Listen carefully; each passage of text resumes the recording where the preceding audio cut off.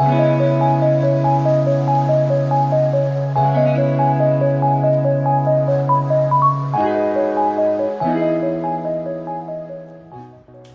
يا حلوين، كيفكم اليوم؟ ان شاء الله تكونوا كلكم بخير يا رب.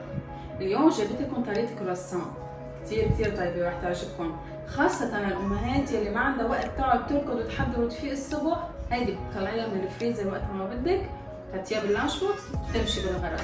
واذا كان عندك عيد ميلاد وبدك تحضري شيء سريع كمان توفرك بالغرض. المقادير هن كتير سهله، خليكي معي لتشوفي كيف رح نحضرها سوا.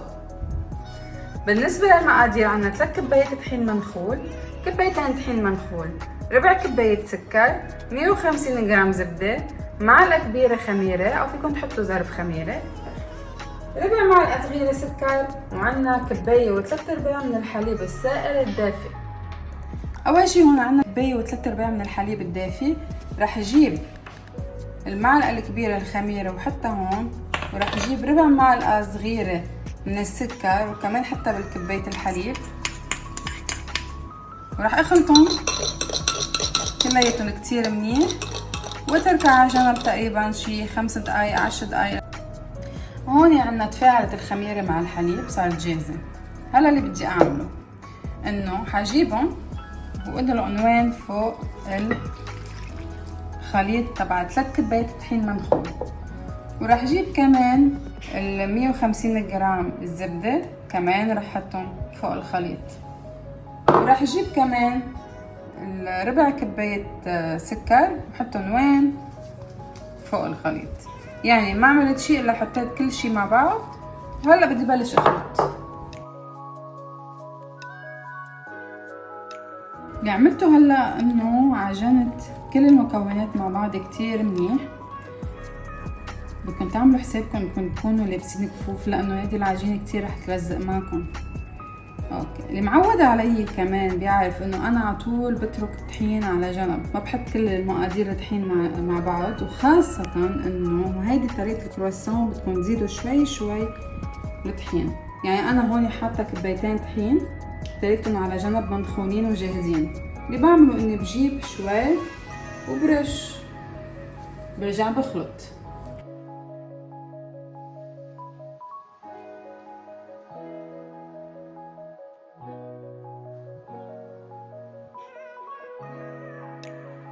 هلا هون العجينة عنا بلشت تكمش شوي مثل ما شايفين، بعد بدها قصة شوي.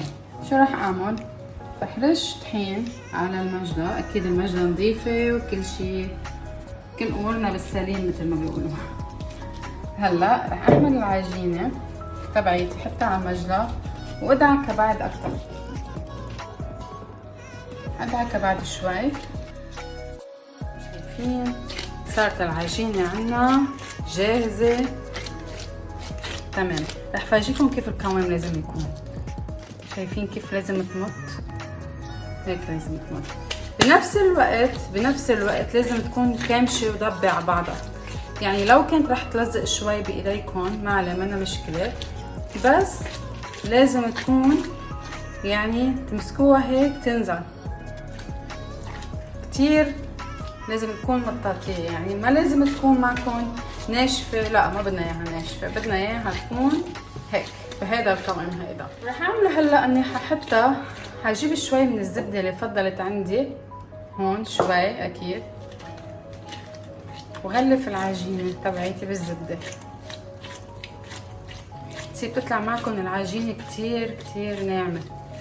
هذا هو هيك لازم يكون عجينتنا ناعمة وعم تلمع جاهزة للتخمير. اللي عملته هون انه فضل شوية زبدة على ايدي، دهنت شوي الجات، يعني شوي شي بسيط يعني هيك، ومنحط العجينة لتخمر. هلا منغلفها ونتركها لتخمر، رح تاخد معنا تقريبا شي ساعتين وبعدين نشتغل فيها. بدي لكم على شغلة كتير مهمة، هي انه شوفوا كمية الطحين اللي فضلت عندي، ما استعملت 5 كبايات كلياتهم، ضل في تقريبا شي نص كباية او 3/4 كباية عندي ما استعملتهم. اهم شي انكم دايما اذا قلت لكم 5 كبايات دايما ما تحطوا كل شيء مع بعض، وخاصه هذه الكرواسون بدكم تحطوا طحين شوي شوي لتاخذوا هذا القوام. كل بلد بيختلف الطحين عن البلد يعني، مشان هيك دايما خلوا طحين على جنب، ما تحطوهم كلهم مع بعض حتى تاخذوا النتيجه اللي انتم بدكم اياها.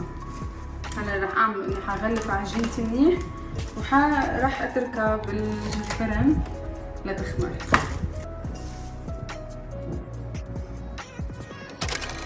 هلا رجعت لكم بعد ساعتين تقريبا، عندي العجينه هون خمرت، وراح اعرفكم كمان شو هن المقادير الثانيه اللي لازم نحطهم للحشوه وللزينه.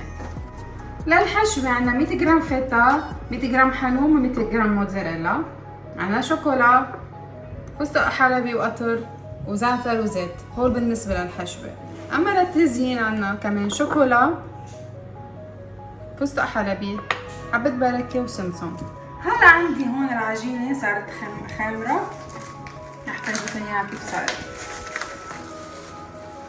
اكيد ضاعف حجمها وهيك لازم تكون. شفتوا كيف كمان هيك. رح اشيل منها الهواء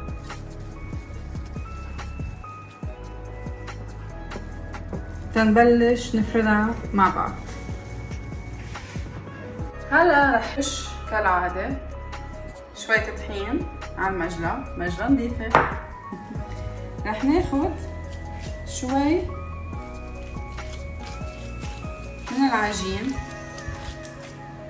كمان، حنشكلهم كرويات هيك بشكل كروي، نتركها هون. اللي عملته هون اني قطعت العجينة ل4 أقسام كرمال اقدر اشتغل بكل واحدة بوحدها. بس مديت العجينة هون، هلا بدي اقطعها. بس مثل ما انكم شايفيني انا مني عم برق كتير للعجينة حتى تمط معي بعدين وقتها بدي احشيها. هون قطعتها، اخدتها، شفتوا كيف مطت العجينة معي. هلا عم بحشيها جبنة ورح اكبسها من الجهتين. طبعا كتير مهم انكم تكبسوها من الجهتين كرمال ما تطلع الحشوة لبرا.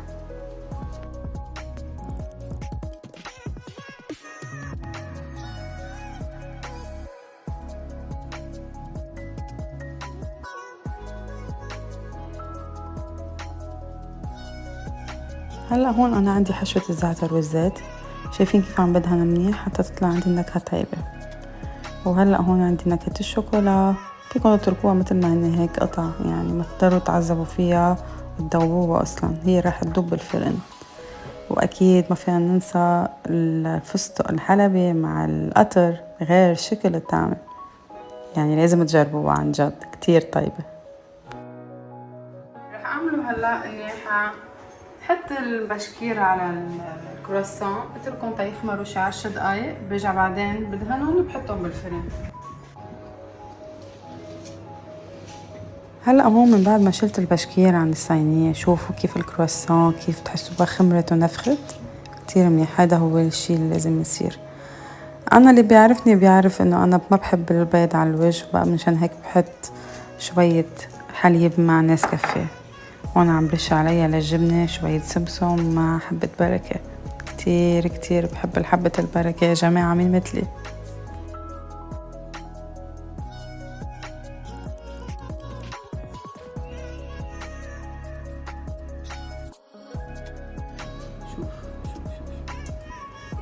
شوف كيف من جوا مثل الهوا، شايف كيف بتحسها قطن؟ قطن من جوا.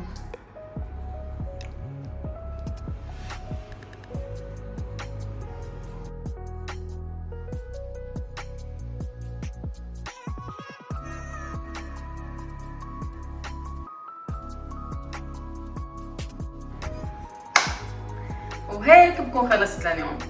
ان شاء الله تكون عجبتكم طريقتي بالكرواسون، جربوها كتير رح تحبوها. واذا رح تعملوها اكتبوا لي بالكومنت انكم رح تعملوها وشو رايكم فيها. ما تنسوا تعملوا لي لايك وشير وسبسكرايب، انا بحبكم كتير. باي.